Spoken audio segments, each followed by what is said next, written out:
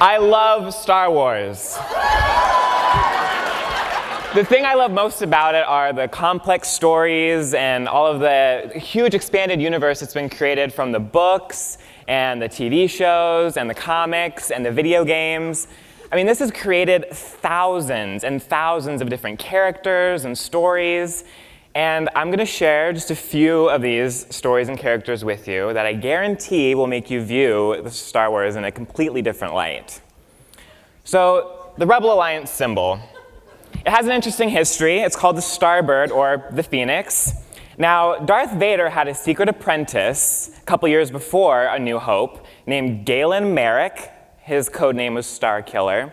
And Darth Vader actually tasked Starkiller to create a Rebel Alliance to confuse the Emperor and distract him so that Vader could overthrow him and then rule the galaxy. But what he didn't count on was Starkiller betraying him. Now, he got killed in the process, but the Rebel Alliance that he created turned into the Rebel Alliance. So to honor his memory, the Rebel Alliance took his family crest, the Starbird, and made that their symbol. And it shows up in the movies on helmets, on uniforms, on the spaceships, all in memory of Vader's secret apprentice. So, we also have the opening crawl of Star Wars. It talks about the first victory that the rebels scored against the Galactic Empire and how they stole the secret Death Star plans. This was actually part of a larger operation called Operation Skyhook. Now, someone who played an integral role in Operation Skyhook was a woman called Bria Theron, and she was Han Solo's ex-girlfriend. She was actually involved in the Battle of Tapwara, and she was the one who actually beamed the secret Death Star plans to Princess Leia's spaceship, the Tantive 4.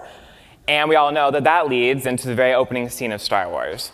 Now, Bria actually didn't survive the battle. She was killed along with her entire group, and Han found out about that moments before meeting Obi-Wan and Luke in the Mos Eisley Cantina. We also meet this guy in the Mos Eisley Cantina, Greedo the Bounty Hunter. Now, he's after Han Solo to collect the bounty on him that Jabba the Hutt's posted, but he is kind of unfortunate. As we all know, Han shot first.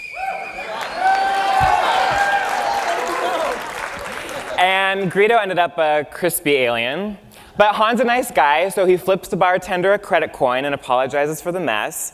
But what Han doesn't know is that the bartender, Wu-Her, he's actually a drink maker. And he's been trying to create the perfect drink for Jabba the Hutt. But he needs one last ingredient. So he kind of gets a bright idea. So he takes the charred corpse of Greedo, and he feeds it into his distillery droid, C2R4. And lo and behold, it is the perfect ingredient to make his drink for Jabba the Hutt. I don't know, I wouldn't drink it. Now, this famous scene from Empire Strikes Back features some bounty hunters, most notably Boba Fett, but also IG-88, the assassin droid. There's actually 4 versions of IG-88, A, B, C, and D. The one here is IG-88B. He actually tracks Han Solo to Cloud City, but is intercepted by none other than Boba Fett. And Boba Fett, in his nice way, disposes of him, and you can actually find the charred remains of IG-88B in the scene where Chewbacca is collecting the dismembered pieces of C-3PO in the bowels of Cloud City.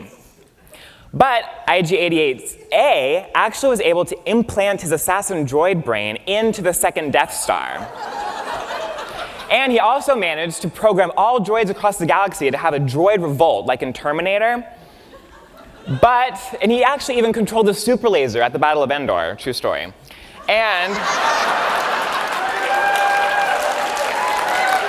But the Rebel Alliance destroyed the second Death Star, not only ending the Empire, but also stopping a galaxy-wide droid revolt. Little did they know. So there's thousands and thousands of stories just like this out there that'll help you view the movies in an entirely different way, I guarantee it. So pick up a book, or a comic book, or a graphic novel, or a video game, and you'll really, really enjoy the really vast, expanded Star Wars universe. But at the very least, go home to your DVD shelves or your friends' DVD shelves, I'm sure you have them, rewatch this original trilogy, and I can guarantee you'll watch Star Wars completely different.